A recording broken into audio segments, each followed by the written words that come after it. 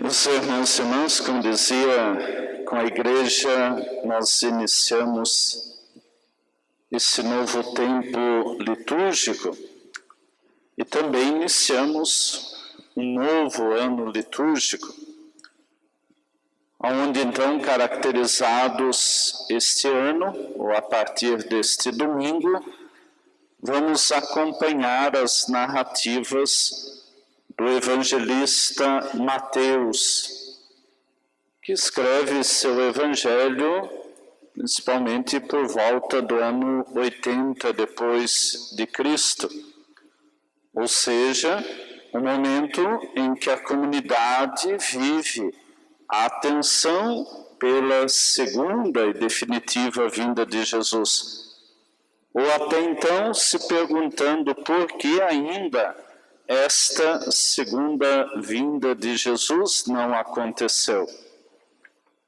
Então, iniciar esse período com a igreja é sempre evocar primeiramente a sua espiritualidade.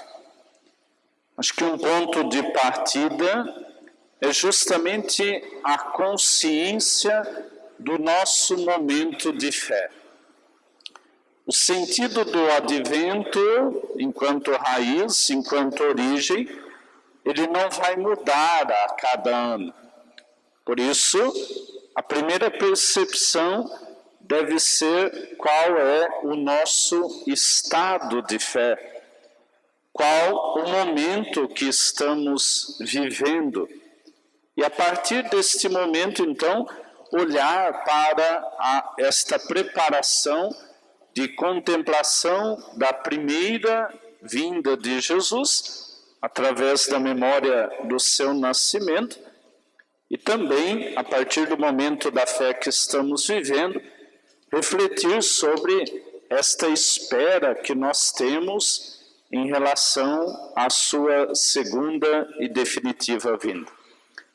Então, eu convido que estas 4 semanas possam ser para nós um período em que cada liturgia dominical, também aqueles que tiverem oportunidade de acompanhar a liturgia semanal, de ir percebendo, iluminando a vida primeiramente com este questionamento: qual o momento da minha fé?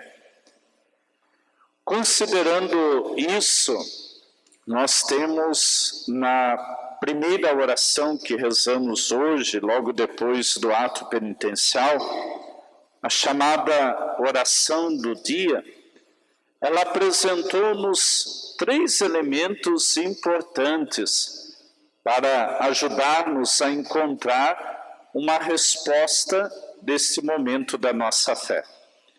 Repito a oração para compreendermos. Ó Deus Todo-Poderoso, concedei a vossos fiéis o ardente desejo de possuir o reino celeste, para que, acorrendo com as nossas boas obras ao encontro do Cristo que vem, sejamos reunidos à sua direita na comunidade dos justos. O primeiro elemento que nós destacamos é quando a oração nos diz: concedei aos vossos fiéis o ardente desejo de possuir o reino celeste. Então, quando nós vamos pensar o sentido de nossa fé, nós vamos então partir deste ponto, ou desta ideia, desta concepção.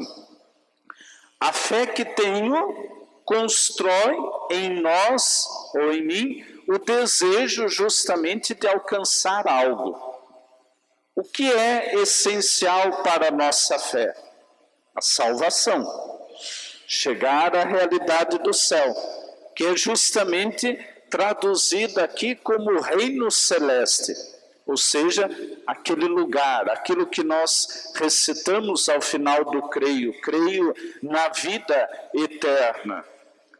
Então, viver um tempo de preparação para a contemplação da vinda de Jesus é olhar isso, a fé que hoje cultivo, A fé que hoje desenvolvo continua alimentando dentro de cada um de nós o desejo pelo reino celeste?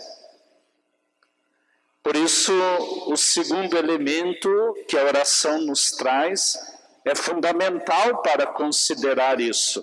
Ou seja, o reino celeste vai ser o objetivo final, ou eu chamaria de um objetivo geral. Agora, um objetivo específico da nossa caminhada vai se traduzir quando a oração diz: acorrendo com as nossas boas obras ao encontro do Cristo que vem. Então, o segundo elemento que ajuda-nos a analisar o sentido da nossa fé, o desenvolvimento de tudo aquilo que podemos realizar ao longo deste ano, vai estar na percepção das boas obras. Ou seja, aquilo que olhamos para trás, não simplesmente como mérito, não como uma vanglória, mas principalmente como consequência da nossa condição de cristãos. Então eu fiz não para receber o elogio, eu fiz não para ser reconhecido, mas eu fiz primeiramente uma boa obra pela minha condição de cristãos. Eu costumo dizer para mim mesmo: antes de ser padre, eu sou batizado. Então, o que me motiva a determinadas ações não é a minha condição de padre. O que motiva minhas ações são, primeiramente, o sentido do meu batismo, ou do nosso batismo. Então, acorrer ao encontro do Cristo com as boas obras. As obras que decorrem, então, do exercício da fé, desse nosso encontro eucarístico a cada domingo, da escuta da palavra. Então, quando o padre no início diz: oremos, vamos colocar os nossos bons propósitos desta semana, ou seja, Senhor, eu quero viver esta semana realizando isso, segundo a tua vontade. Me inspira, me fortalece, me motiva, me dê coragem, me dê as palavras certas. Porque aí nós vamos conseguir dar sentido tanto ao domingo como ponto de partida e ponto de chegada. Por isso, o terceiro elemento que aparece na oração é justamente: sejamos reunidos à sua direita na comunidade dos justos. O que significa isso? Primeiro elemento que nós podemos e devemos entender o que significa, na linguagem bíblica, a condição de justo.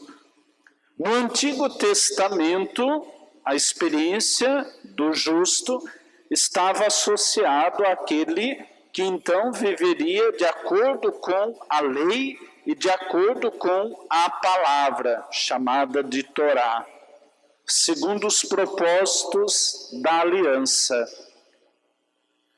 No Novo Testamento, a partir de Jesus Cristo, nós vamos ter, a partir da sua paixão, morte e ressurreição, todo o sentido de uma justificação, ou seja, somos justificados em Cristo.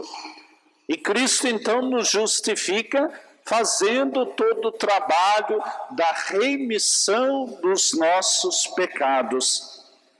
Então, pertencer à comunidade dos justos significa, primeiro, acolher esta graça da redenção, do perdão dos pecados, de tudo aquilo que Jesus realizou por nós no alto da cruz.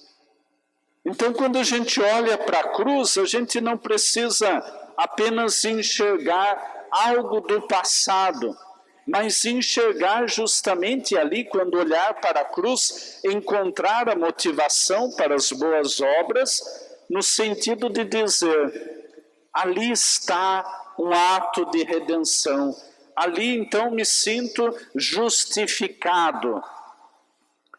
E então pensar a justificação no Novo Testamento, a partir de Cristo, é pensar na chance, na oportunidade que nós temos de conduzir, de orientar a nossa vida.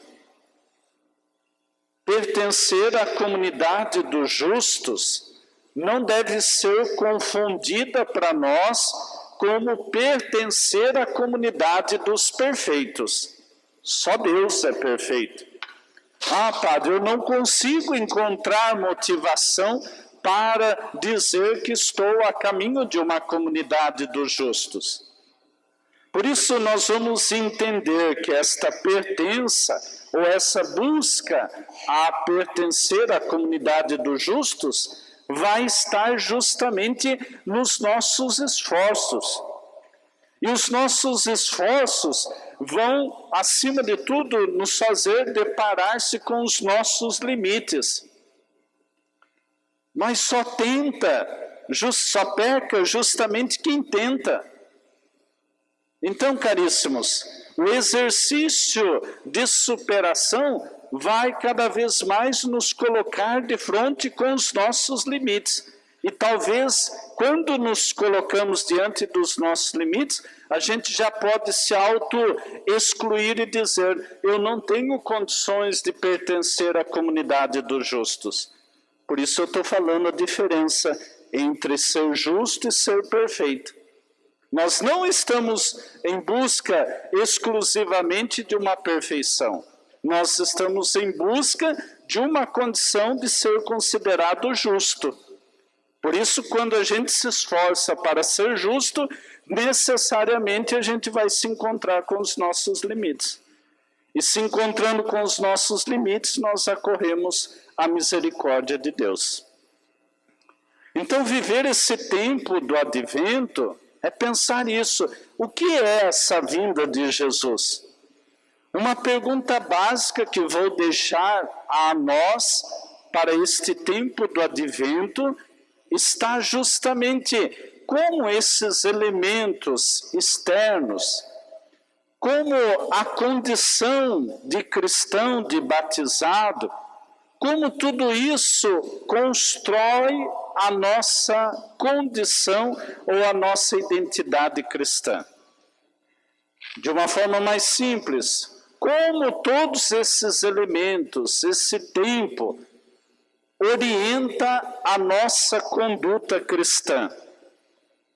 Então eu vou à missa ao domingo, eu olhei lá e vi a vela, eu olhei e vi Nossa Senhora grávida, eu rezei diante do presépio. O que tudo isso orienta, conduz, questiona justamente os nossos esforços. Por isso, na primeira leitura do profeta Isaías, nós temos um momento importante, que era o momento das grandes peregrinações a Jerusalém. E nessas peregrinações, o profeta vai olhar lá do alto do templo, do alto da montanha, e vendo que todo mundo acorre a Jerusalém. Acorre com um desejo, acorre com uma motivação, acorre com um propósito, viver a lei do Antigo Testamento. E aí então, à luz da primeira leitura, nós também vamos pensar, acorremos a este santuário no domingo, acorremos à escuta da palavra, acorremos aos sinais do tempo do advento. Qual o sentido de tudo isso?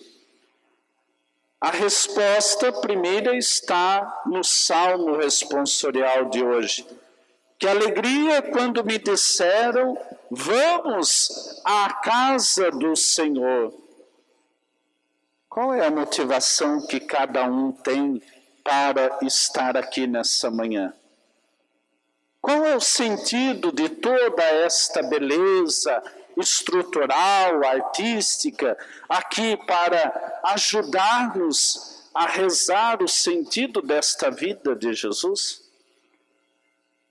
Então, o que eu quero dizer é a percepção dos elementos externos para justamente ajudar-nos nesta dimensão interna de uma preparação do Senhor para a sua vinda, para não passar como mais um tempo.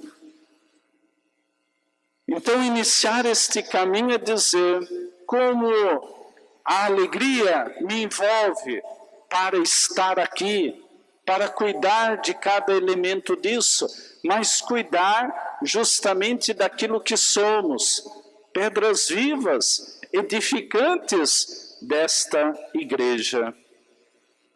Então, caríssimos, eu quero desejar que esses dias sejam para nós da consciência desses três elementos: o ardente desejo de possuir o reino celeste, a vivência através das boas obras e a consciência de que queremos pertencer à comunidade dos justos. Então, a partir disso, refletir qual é o momento da minha fé. Para daí, então, olhando para o Evangelho, vamos entender.